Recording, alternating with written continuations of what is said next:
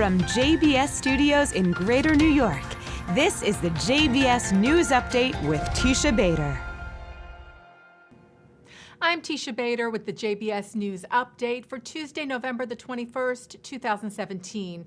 A special session was held at Israel's parliament today to mark 40 years since it was addressed by the late Egyptian president Anwar Sadat on November the 20th of 1977.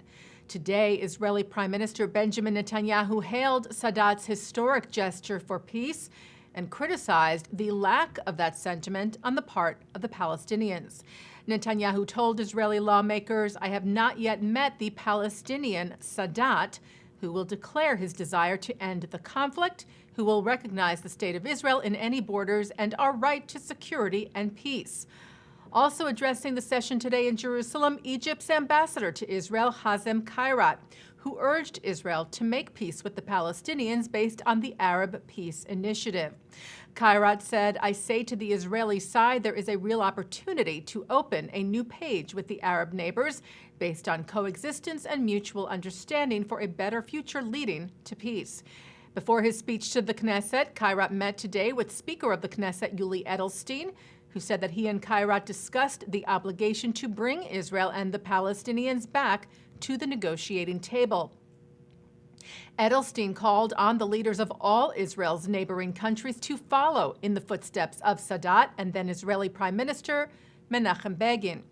He said Israel's hand was outstretched for peace to all of its neighbors, and that any leader who wished to speak at the Knesset would find an open door. The Palestinian Authority said that contact with the United States was frozen at the moment because the office of the PLO in Washington was closed. Permission to operate the office in Washington must be renewed by the U.S. State Department every 6 months, and last week, that renewal did not happen.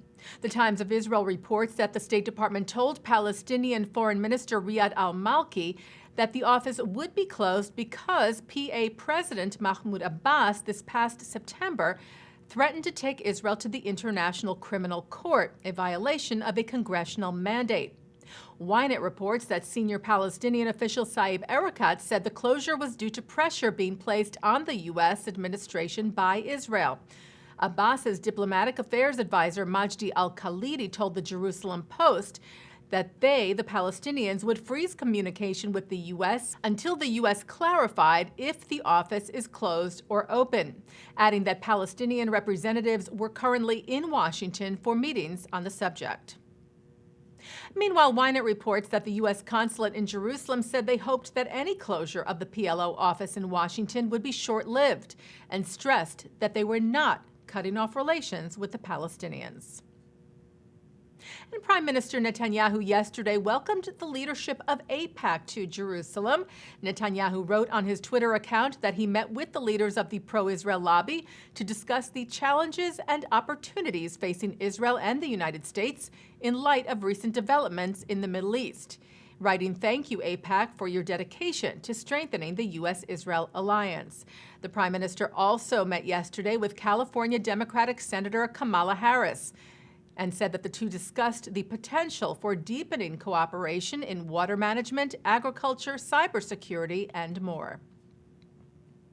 A delegation of European Jewish leaders met yesterday with French President Emmanuel Macron in Paris to convey their strong opposition to any meetings or dealings with far-right political parties.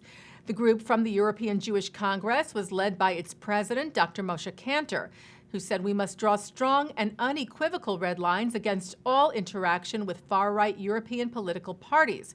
Kantor said some like to use the Jewish community as a fig leaf for their racist and xenophobic agendas, or try and make common ground over views on Israel. Kantor said we emphatically reject all these overtures and stand in complete solidarity with all targets of their intolerance and racism. And taking a look now at our programming for tonight on JBS for Tuesday, November the 21st at 7 o'clock, Swarthmore Professor Richard Rubin takes a look at the American Jewish community from the JCC of Midwestchester in Scarsdale, New York. At 8, historian Mark Albertson discusses the life of Eleanor Roosevelt from the Sisterhood of Temple Beth El in Stamford, Connecticut. At 9, Mark Golub sits down with CUNY professor Jerome Chanis, who talks about the assassination of John F. Kennedy, which took place 54 years ago tomorrow, and the impact of JFK on U.S.-Israel relations. That's on L'chaim. And at 10, it's the finale of the Israeli TV series A Touch Away. And coming up right after this newscast tonight at 6:30, the Israeli debate show, Frenemies. And that's the JBS News Update for Tuesday, November the 21st, 2017. I'm Teisha Bader.